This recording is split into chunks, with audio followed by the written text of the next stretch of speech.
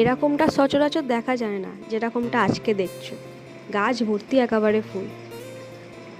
তো hello everyone, কেমন আছেন সবাই? আশা করি খুব ভালো আছেন, আর আমিও খুব ভালো আছি। তো গাছে ফুল দেখলে হবে, খাবারটাও তো খেতে হবে, যার কারণে চলে এলাম রান্নাঘরে। তো এখানে দুধটাও জাল দিয়ে নিচ্ছি আর বসিয়ে দিলাম চা। বাইরে দেখছিলাম ওয়েদারটা বেশ সুন্দর, তো এখানে চা বসিয়ে দিয়েছি আমি।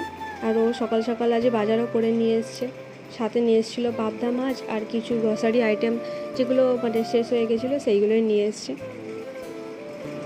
তো যেহেতু আমবাবাছি, যার কারণে কোনো বাড়িতেই পুজো আচ্ছা সেরকম ঠিক হবে না, তো সেই কারণে সবার গাছে ফুল ভর্তি, আর দেখতেও ভালো লাগে ফুলগুলো ফুটে থাকলে।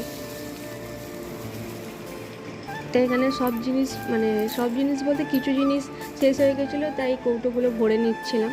এখানে চিনিটাও ঢেলে নিলাম, তারপর এখানে চা পাতাটাও শেষ হয়ে গেছিলো, তো চা পাতাটাও ঢেলে নিচ্ছিলাম।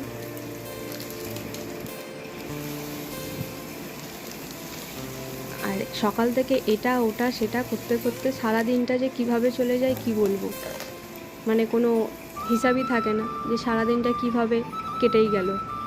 তো এই যে চাও আমার রেডি, তো ঢেলে নিলাম চাটা।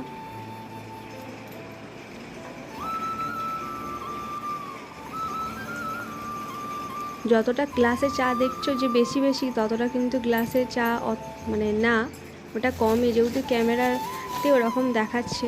তো সকালবেলা ও কচুরি নিয়ে এসেছিলো, তো আমি চায়ের সাথে একটু কচুরি নিয়ে নিলাম। আমার তরকারিটা খেতে খুব একটা পছন্দ হয় না, তো তারপরে দুপুরে রান্না করতে চলে এলাম। তো এখানে পাবদা মাছটা খুব ফাটছিল, যার কারণে আমি চাপা দিয়ে দিয়েছি।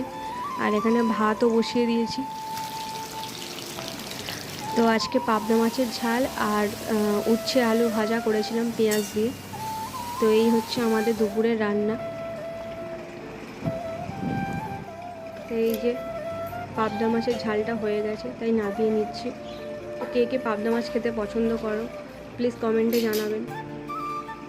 পাবদা মাছ হয়ে যাওয়ার পরে এখানে বসিয়ে দিয়েছি উচ্ছে আলু ভাজাটা, আলু না সরি কুমড়ো।